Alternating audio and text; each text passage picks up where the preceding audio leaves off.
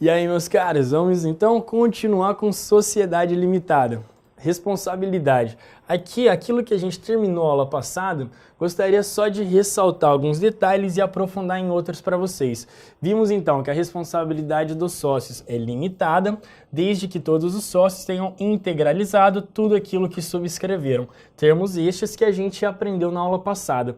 O que é importante lembrar que todos respondem solidariamente pelo capital social não integralizado. É exatamente a situação que a gente abordou no exemplo na última parte da aula anterior.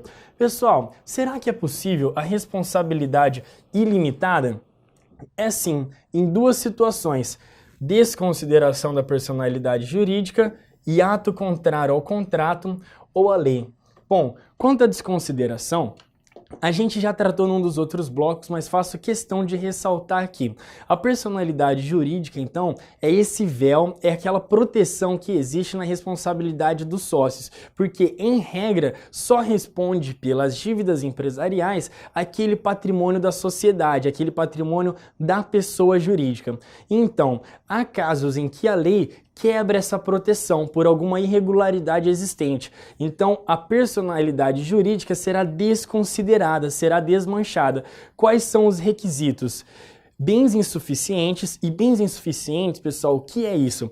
Vamos imaginar que na execução, o credor executando essa dívida da sociedade, na execução não se encontram bens. O que vai acontecer então? Estará preenchido esse requisito, bens insuficientes para arcar com a dívida. E o outro requisito, abuso da personalidade jurídica, que já vimos, esse abuso da personalidade jurídica ocorre por desvio de finalidade ou confusão patrimonial. Então, essa é a primeira hipótese de desconsideração da personalidade jurídica. E lembrando, meus caros, que esses requisitos são aqueles exigidos pela teoria maior da desconsideração da personalidade jurídica, que é essa prevista no Código Civil. E qual que é a outra hipótese aqui? A letra B que eu listei, ato contrário ao contrato ou a lei. Então, pessoal, no artigo 1080, o Código Civil expressamente prevê que, se houver um ato contrário ao contrato social ou contrário à lei, evidente que o direito não pode proteger esse ato que viola o contrato e a lei. Portanto, essa proteção da responsabilidade limitada irá cair, de forma que os sócios que aprovaram esse ato contrário ao contrato ou a lei, esses sócios então responderão ilimitadamente. Pessoal, sócio remisso. O sócio remisso tem a ver exatamente com a questão da integralização do capital. Lembra no nosso exemplo da aula passada que o sócio B subscreveu 80, então ele disse que iria integralizar 80, mas só integralizou 50. Esse é o sócio remisso, é o sócio que ainda não integralizou tudo aquilo que subscreveu no capital social. Bom, sócio remisso. Como que funciona? Que medidas a sociedade pode tomar quanto ao sócio remisso? Bom, acho que deu para ficar bem claro, ficou bem claro como que esse sócio remisso é um risco para a sociedade. Porque imaginem só, uma sociedade com 4 sócios, o sócio A, B, C e D. São 4 sócios, capital social de 100. Cada um, pessoal, então, subscreve 25. Então, consta no contrato social que cada um vai colocar 25 dentro da sociedade, no capital social.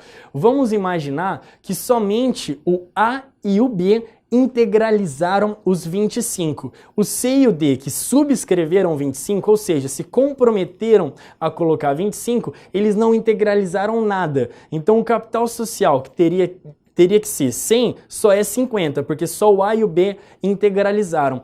Bom, pessoal, por que os sócios remissos, nesse caso o C e o D, são um risco para a sociedade? Porque o A e o B, que se comprometeram com 25 e já colocaram esses 25 na sociedade, eles são obrigados, eles respondem solidariamente por tudo aquilo que falta para ser integralizado no capital social. E quanto que falta nesse exemplo aqui agora? Falta 50, falta 25 do C mais 25 do D. Então vejam como que o sócio remisso é um risco para para a sociedade, é um risco para os outros sócios, que podem ter que responder com o patrimônio pessoal essa diferença do capital social que não foi integralizado. Ficou bem claro, pessoal? Imaginem que aqui no nosso exemplo a gente traz dados hipotéticos, só a título de exemplo mesmo, de 25, 100, 80, mas imaginem que esses valores podem ser cifras muito altas. Então imaginem um sócio que já cumpriu com a sua parte ter que responder ainda com cifras milionárias aquilo que seria de responsabilidade do outro. Então realmente é uma preocupação.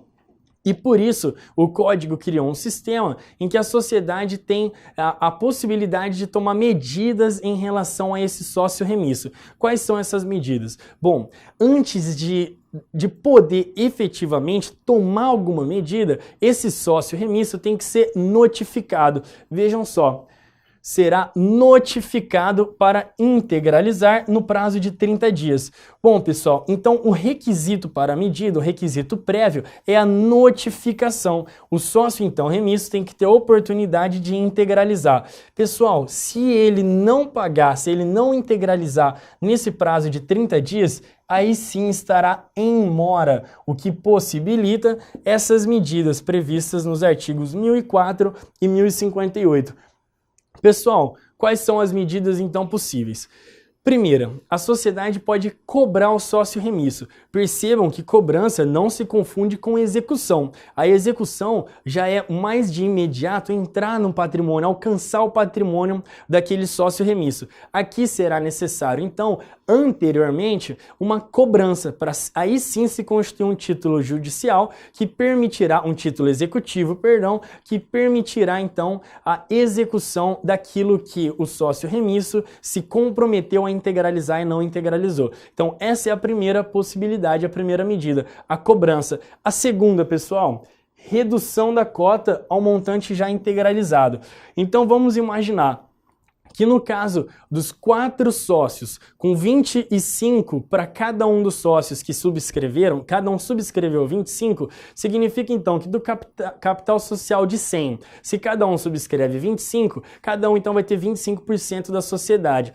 Vamos imaginar que o sócio C, em vez dele não ter integralizado nada, que foi aquilo que a gente deu nesse último exemplo, que o C e o D não integralizaram nada dos 25, vamos imaginar que dos 25 ele integralizou 10. Então qual que é uma outra medida que a sociedade pode tomar? Reduzir a cota dele. Aquele sócio que do 100, então, teria 25% de participação, se ele só integralizou 10, é possível reduzir a participação. Então, se houver redução do capital social por falta de integralização, terá que ser feita aí uma proporção. Mas vamos imaginar, para ficar mais fácil, que desses 25 que o C se comprometeu e só integralizou 10, os outros sócios integralizam os outros 15, aumentando então a participação de cada um e reduz a participação do C para 10%, que é os 10 que ele integralizou de um total de 100. Tudo bem? Então, primeira medida, cobrar esse sócio. Segunda, reduzir a cota dele. E aí, por fim, a terceira, que é a medida mais drástica,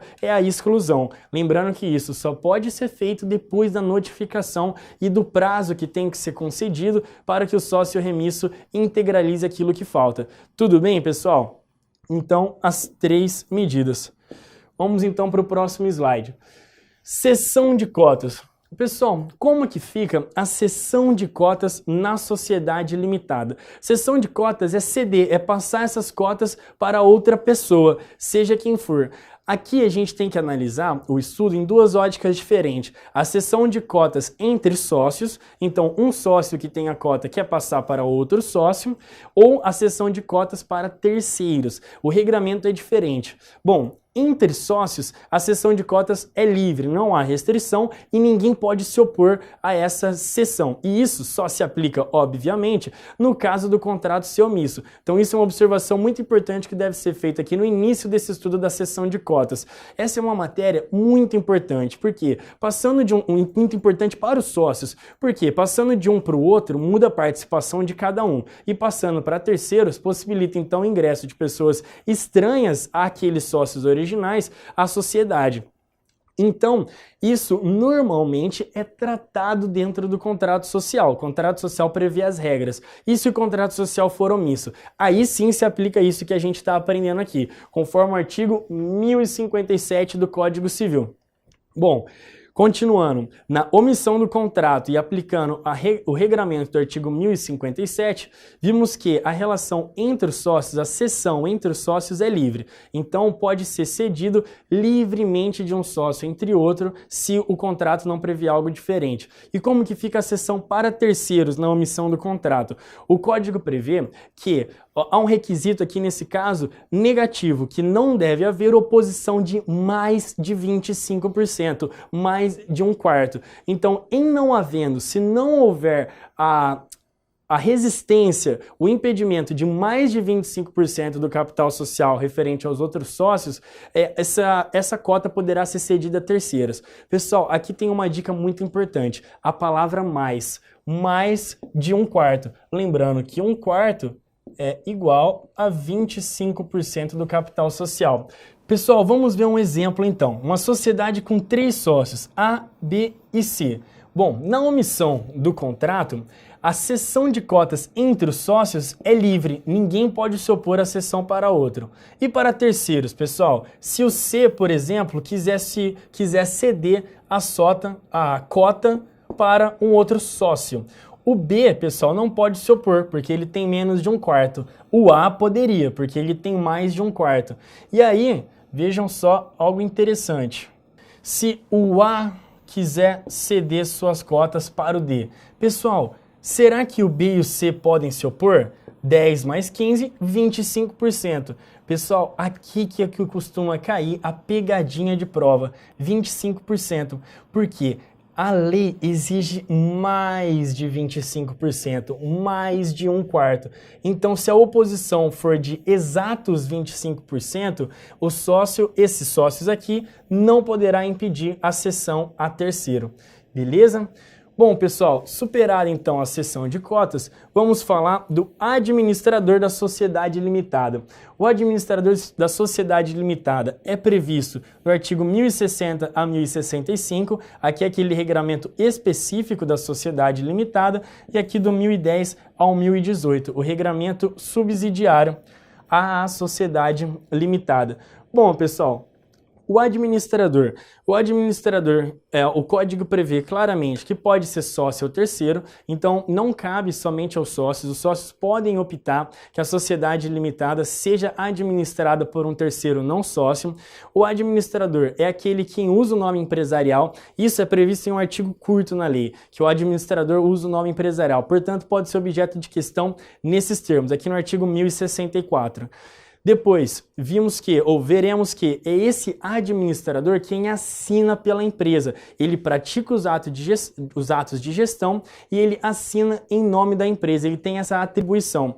Bom, pessoal, além dos atos de gestão, que é de natureza ligada ao administrador, que atos de gestão, aqui vale dizer, são aqueles ligados ao objeto social, além dos atos de gestão, o administrador pode ter poderes específicos. Bom, os atos de gestão são de natureza do administrador, eles praticam por natureza aquele exercício do objeto social.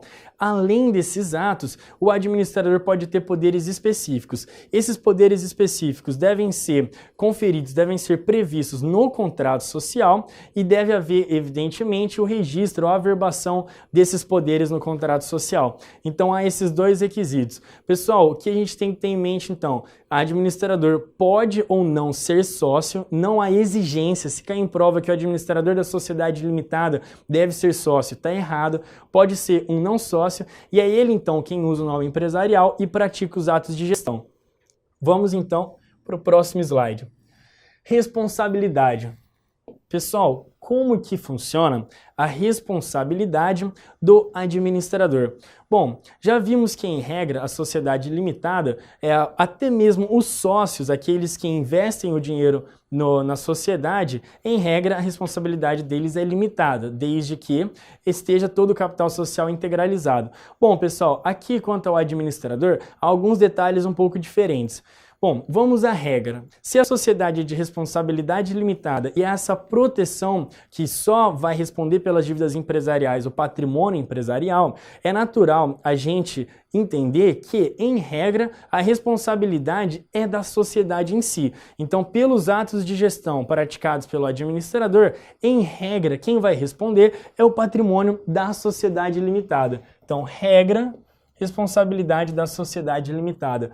Bom, pessoal, excepcionalmente, e aqui como exceção teria que demonstrar essas hipóteses, excepcionalmente o administrador responderá pelas dívidas contraídas por seus atos. Pessoal, então como é excepcional, essas hipóteses aqui têm que ser demonstradas. Quando então que o administrador vai poder responder ou será responsável? Quando ele agir com culpa. Então, se alguns dos seus atos culposamente causar algum prejuízo a credores ou à sociedade, ele responderá. Então, se causar prejuízos a terceiros, ele responderá solidariamente. Aqui, então, a responsabilidade será solidária.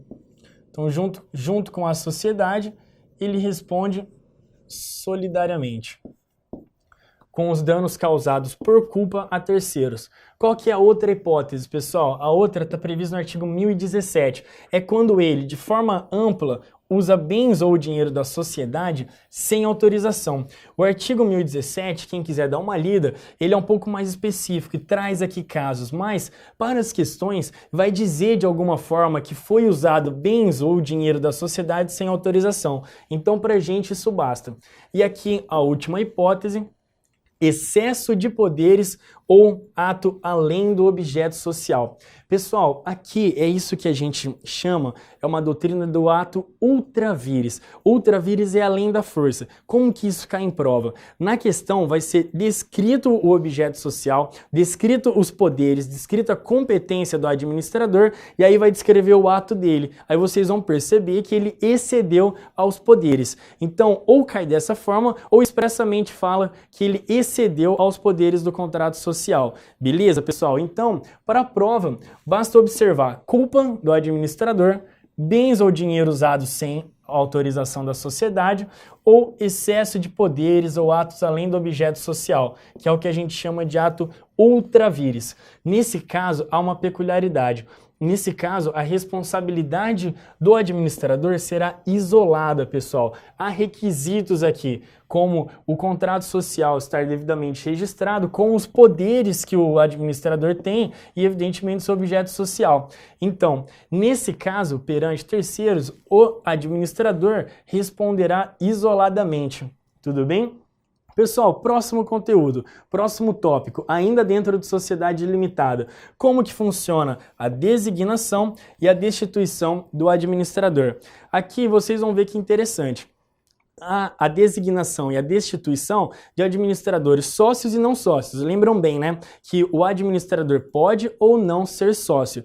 Bom, pessoal, aqui para o ingresso do administrador sócio, a gente vai ver que é um pouco mais facilitado, enquanto o ingresso de um administrador não sócio é um pouco mais difícil, exige um quórum um pouco maior de aprovação. E o contrário, no caso de destituição, para destituir um administrador sócio é um pouco mais difícil. E para destituir um administrador não sócio, aí sim é um pouco facilitado. Vamos então aos números e os quórums aqui na lousa. Pessoal, administrador sócio. Então, o sócio, que é mais facilitado para ser designado, para ser constituído sócio, concordância de mais da metade do capital social. Então, a maioria do capital social, mais da metade. E para destituir o administrador sócio, nesse caso, vejam só, um pouco mais difícil. Exige-se 2/3 do capital social. E aqui, o administrador não sócio. Aqui é o contrário. Aqui, pessoal, para ele ser designado. E vejam só, há ainda duas situações que devem ser analisadas. Se o capital social já foi integralizado ou se ele ainda não foi integralizado. Se ele já foi integralizado, então está tudo na normalidade, também se exige 2/3 do capital social. Aqui, então, para designar o administrador não sócio.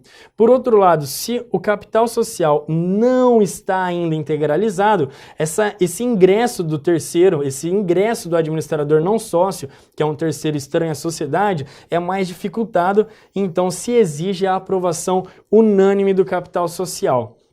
E por fim, pessoal, destituição.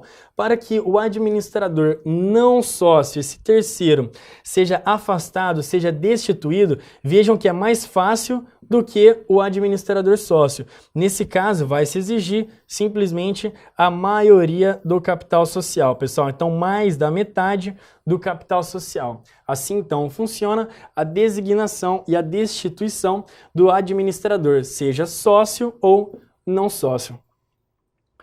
Pessoal, ainda dentro de sociedade limitada, assembleia e reunião.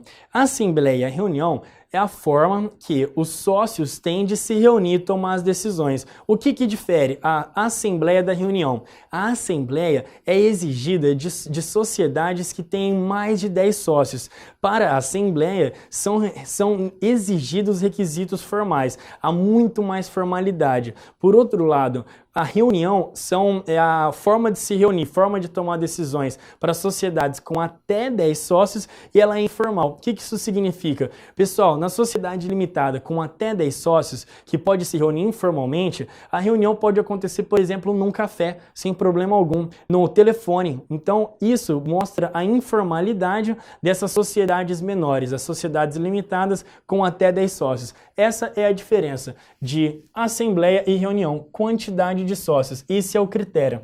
E aí lembrar das formalidades, que são, só lembrar que se exige formalidades da assembleia, enquanto a reunião é informal. Bom, próximo assunto dentro de sociedade limitada, dissolução parcial. Pessoal, aqui a gente precisa prestar bastante atenção para entender que a dissolução parcial é a dissolução do vínculo com algum dos sócios. Não é o vínculo societário, não é a sociedade que está se dissolvendo. É somente um dos vínculos da sociedade com algum sócio. Isso pode se dar por 3 motivos. Vamos lá. Como que é possível acontecer a dissolução parcial? Por morte do sócio, o que é bem natural, intuitivo da gente lembrar, direito de retirada e a exclusão, que aqui a exclusão se subdivide em 2, extrajudicial e judicial. Bom, pessoal, por morte. A exclusão por morte será motivo de dissolução parcial quando os herdeiros forem ressarcidos. Então, o que isso significa? Vamos imaginar que os herdeiros não sejam ressarcidos e que, então, com a morte de um dos sócios, um dos herdeiros passe a ocupar o lugar desse sócio. Bom, pessoal, nesse caso, não haverá dissolução do vínculo, haverá somente essa substituição. O vínculo continuará existente agora com o herdeiro. Contudo, na regra, na omissão do contrato, o que vai acontecer é essa restituição ao herdeiro, então, aos herdeiros, o que acontece? Então, se desmancha esse vínculo. Para se desmanchar esse vínculo, tem que ser feita uma liquidação, uma apuração dos haveres, porque os herdeiros têm que ser reembolsados com aquilo que o sócio falecido tinha direito na sociedade. Então, portanto, isso como regra é o que ocorre de reembolsar os herdeiros e aí se dissolve o vínculo societário em relação àquele sócio falecido. Para que haja a apuração dos haveres, com a apuração do valor patrimonial, aquilo que o sócio de fato teria direito, então, por força do artigo 1031, a realização de um balanço especial. Então, em havendo a morte e indo para esse caminho do ressarcimento, do reembolso dos herdeiros, deve ser feito um balanço especial para apuração. Bom, pessoal, segunda hipótese, direito de retirada, que é sinônimo de recesso, previsto no artigo 1077. Pessoal, o direito de retirada ocorre quando a sociedade ali, a maioria, decide alguma, não é qualquer decisão, isso tem que ficar bem claro, aí é previsto ali na lei, decide a alteração do contrato social de alguma forma e o sócio que não concorda com aquela alteração, ele vai poder então exercer o direito de retirada. Então é o que a gente chama de sócio dissidente, o sócio que discorda daquela decisão.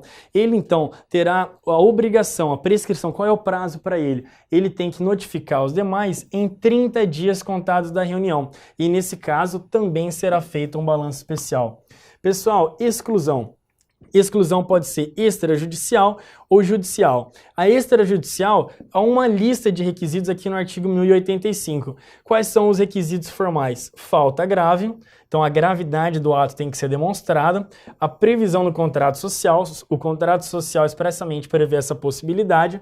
Também é exigida, então, a concordância de sócios com mais da metade do capital social. O que isso significa, então? Que só pode ser objeto da exclusão extrajudicial o sócio minoritário, já que se exige a maioria para excluir aquele sócio.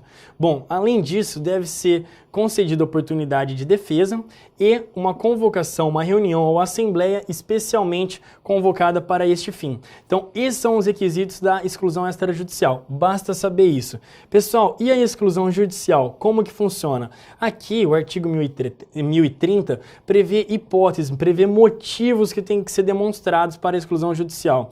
É possível por falta grave, é possível por incapacidade superveniente. Nesse caso da incapacidade superveniente, pessoal, evidentemente que só vai ser possível excluir o sócio quando a contribuição do sócio, a contribuição pessoal, alguma habilidade pessoal do sócio era importante. E aí, com essa incapacidade, ele passou a ser incapaz, essa repetição do termo, mas ele não consegue mais desenvolver a atividade como desenvolvia. E essa atividade que era importante para a sociedade. Portanto, nessa hipótese, a incapacidade superveniente vai ser motivo para a exclusão daquele sócio. E aí, por fim, a falência do sócio. Como a falência do sócio? Ele era empresário individual, em alguma outra ele exercia atividade empresarial paralelamente à sociedade limitada. Se ele falir no exercício dessa atividade empresarial como empresário individual, ele poderá, então é um motivo para ser excluído da sociedade limitada. Por quê, pessoal? Porque é de interesse da sociedade, se um sócio ali faliu, é possível que os credores dele tentam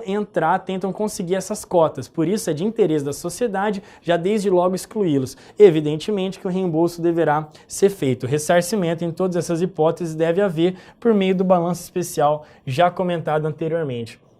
Pessoal, o último tópico desse bloco é a responsabilidade do ex-sócio.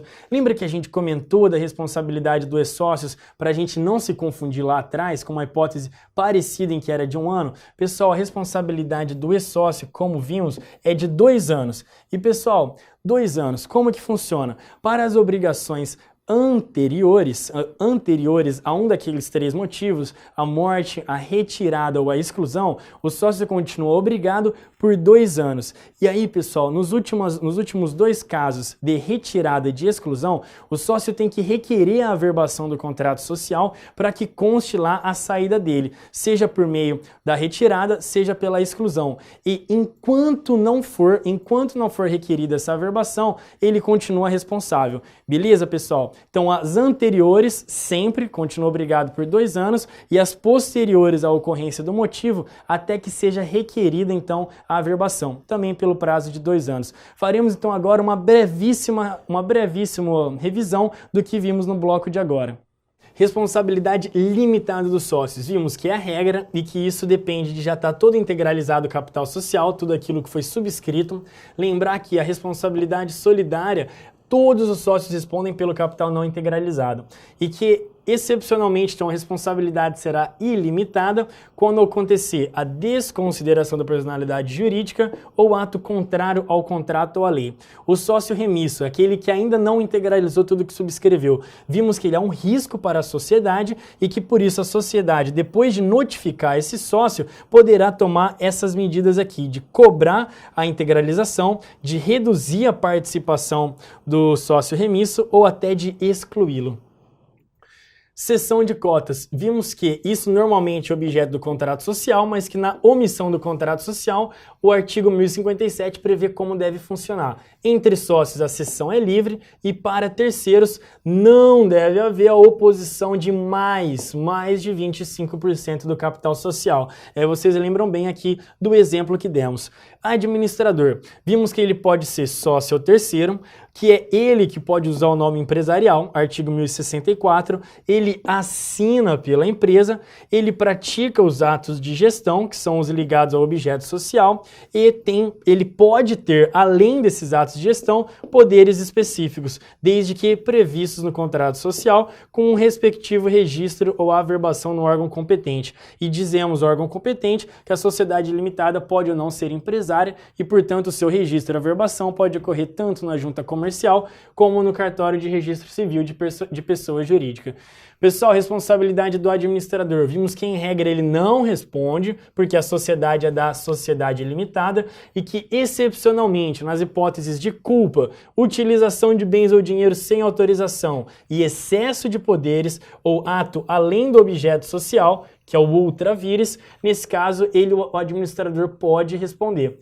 Aqui, nesses casos, de forma solidária e, no último, ele responde isoladamente. Vimos como que funciona a designação e a destituição dos administradores, que aqui a diferença é por ser sócio ou não sócio. O sócio é mais fácil de designar e mais difícil de destituir, enquanto não sócio é o oposto.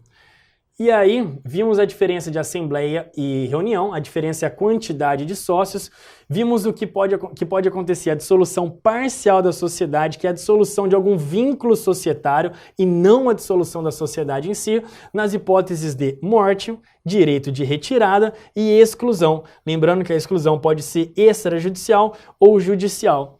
E aí, por fim, vimos a responsabilidade do ex-sócio, que é de 2 anos quanto às obrigações anteriores a contar da averbação e quanto às posteriores, ele continua responsável enquanto não requerida a averbação e também no prazo de 2 anos depois de averbado. Tudo bem, pessoal? Então ficamos aqui com esse bloco, continuaremos no bloco seguinte mais um pouco de sociedade limitada e depois sociedade anônima. Muito obrigado!